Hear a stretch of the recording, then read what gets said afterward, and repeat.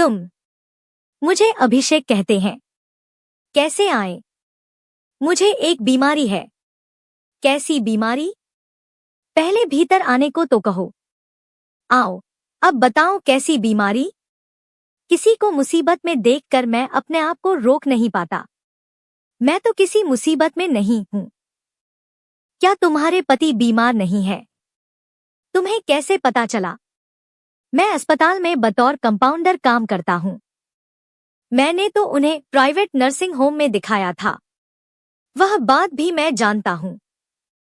कैसे? तुमने सर्जन राजेश से अपने पति को दिखाया था ना? हाँ, उन्होंने तुम्हारी मदद करने के लिए मुझे फोन किया था। तुम्हें क्यों? उन्हें मेरी काबिलियत और ईमानदारी पर भरोसा है। वे हर केस में मुझे ही बुलाते हैं। खैर, तुम असली बात पर आओ।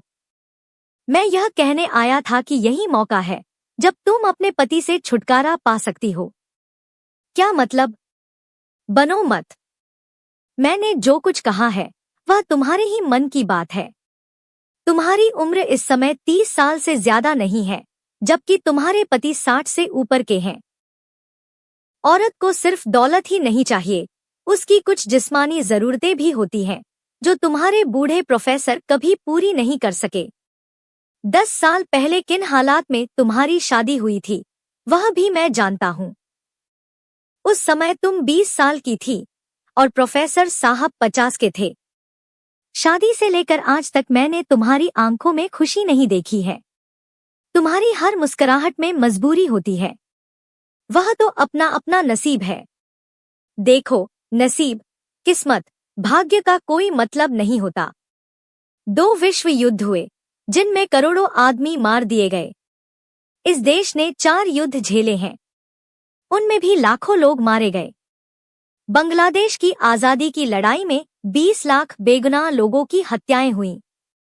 क्या यह मान लिया जाए कि सबकी किस्मत खराब थी?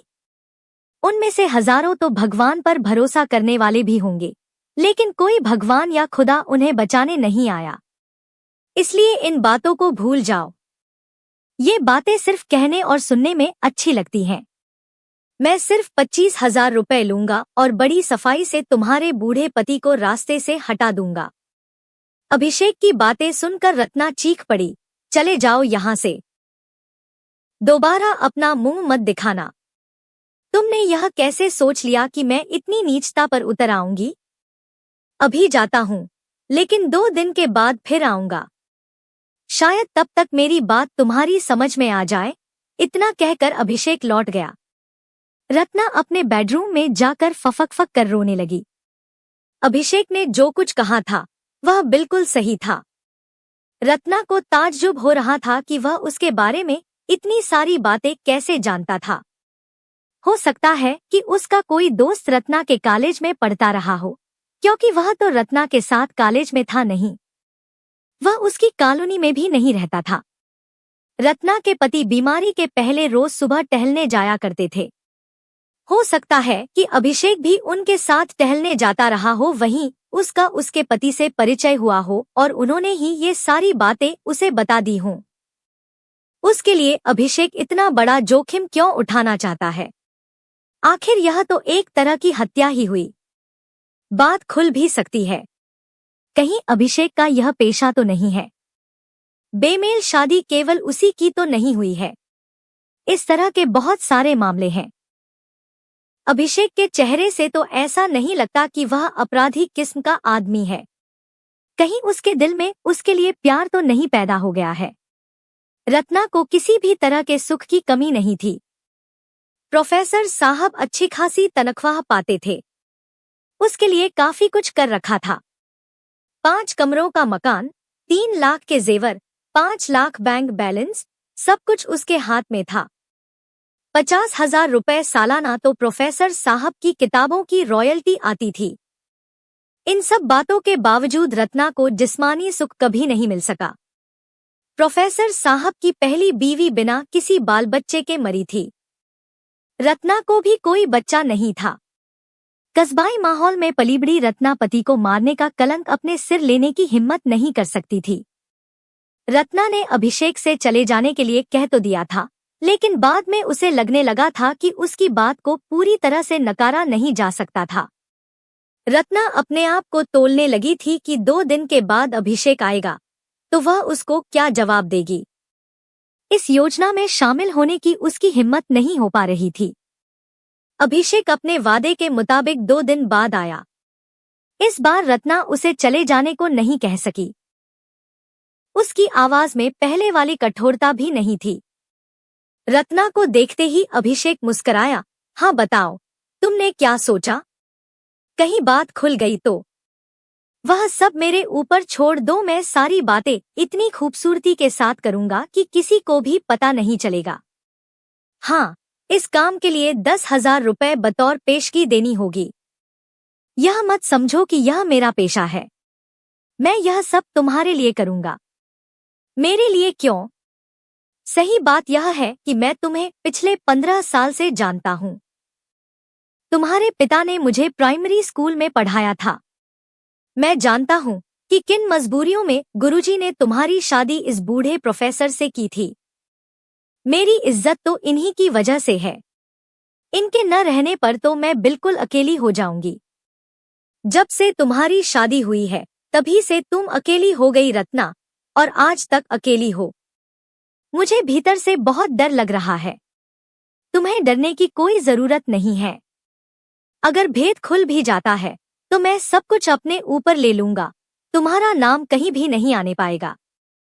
मैं तुम्हें सुखी देखना चाहता हूँ रत्ना, मेरा और कोई दूसरा मकसद नहीं है।